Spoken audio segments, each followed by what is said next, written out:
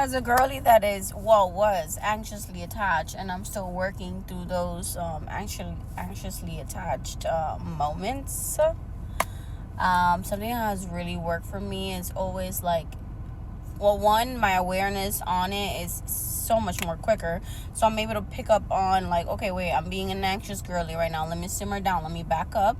And I always sit and put my hand on my heart and affirm myself and like breathe and tell myself that I am safe in my body, that I am whole, that I am complete, that I am chosen because I choose myself, that I see myself, that I love myself. And this always like just grounds me back home and takes the anxiety away from feeling from whatever you're outsourcing.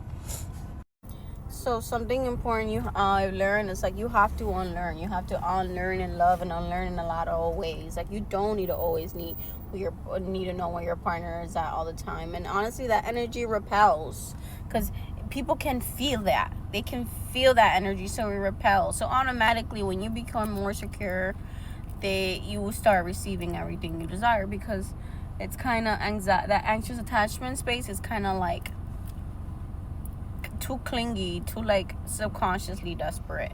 So you must heal that. So in other words, it's not invalidating your feelings, it's just giving yourself that constant reassurance that you need, because that's what you want honestly when you're anxiously attached.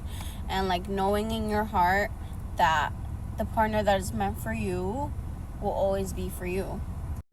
Learn how to soothe your body and let your body know that it is always safe no matter what. Always safe, because it's gonna be, your body's gonna always be the safest with you, and it's your job to make it feel the safest with you, no matter who comes, who goes, or who stays. This is why another human being cannot be the sole your sole source of happiness. That's something you have to harvest within yourself, because that's too much of a responsibility for you to put it on another person.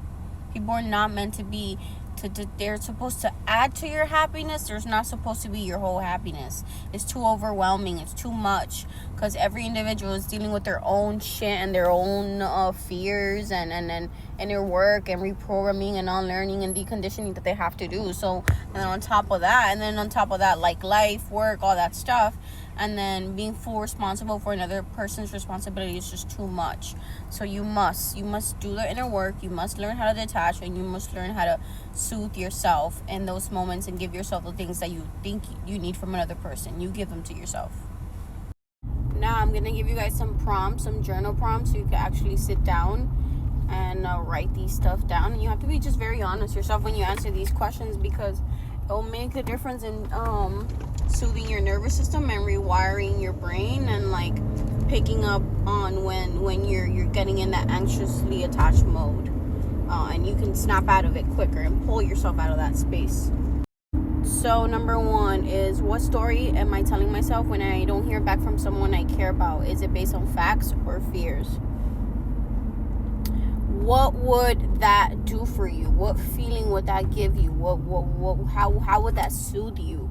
What is it that you really want from that other person? Another one is, how do I usually respond to perceived rejections or distance? And what does that say about my core beliefs and self-worthiness? Okay, last one. When was the last time I felt anxious or triggered in a relationship? It doesn't always have to be in a relationship or any type of interaction. What triggered that feeling, and what did I need in that moment? So let's get to healing, and make sure you guys continue to grow and heal and ask yourself these deep questions, because I promise you it will change your self-concept, and your self-concept is everything.